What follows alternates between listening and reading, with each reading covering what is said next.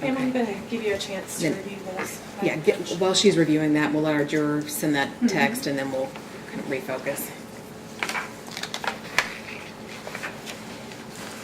And it's going to be, we'll wait a minute before we do any more questions. Okay.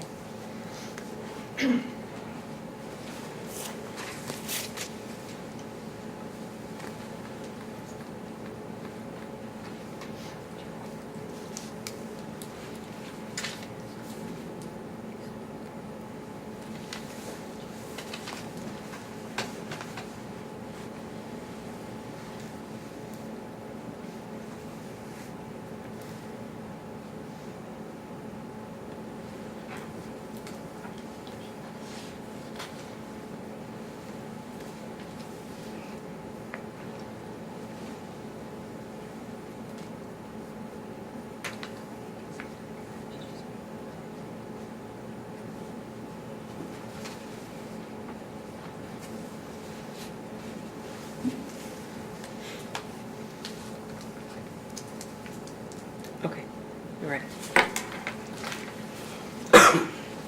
Did you have an opportunity to look? Yeah. Thank you.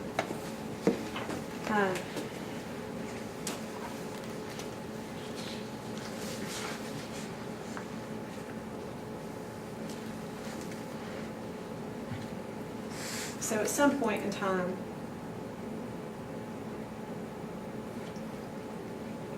you took this affidavit and you took it to court. Is that correct? He was with me at the time. He actually wrote half of that.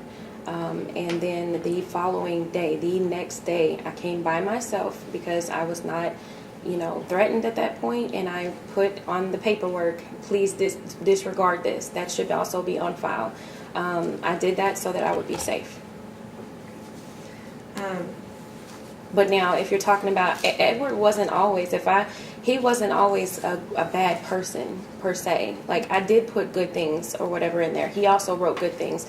His parents had been together for quite some time. His mom also encouraged me to leave the situation because she was also, in an abusive relationship herself, she said. So when I came here, that was not on my own intent, no. The next day, if you notice, it should be on file that I came in it. You can actually probably record and see the cameras where he was standing next to me. He followed me. He stalks me. He sleeps in my backyard. I was terrified of him. And I ended up on a porn website. When you left, you never went back. When I left? When you left him that night, you never went back, and this was all him who initiated trying to have this relationship. Yes. So you have never, he tried to come over to my mother's house several times. He wanted to make it work. He was going to counseling. He was this, that. I've heard it all before. And you never wanted to make it work? I was already making plans to move to Orlando. I had already had a job lined up. And you never expressed to him that you wanted to make it work? To lie to him, of course. To lie to him, yes. And you text messaged with him?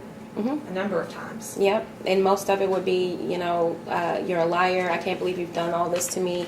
You can pretty much read every last single message that we've had corresponded to each other. But you have corresponded with him. When someone's texting you 50 times a day and telling you your life is being threatened and they're going to kill your family, of course I'm going to try to resolve the situation. I've been with Ed for 3.5 years. I know exactly how to kind of dissolve some of his madness.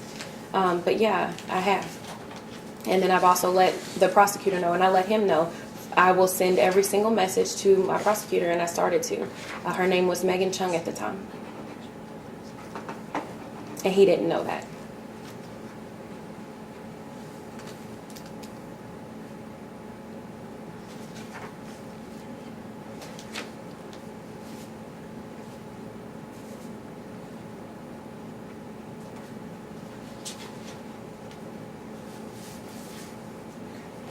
Now, when police came that evening, after all this happened,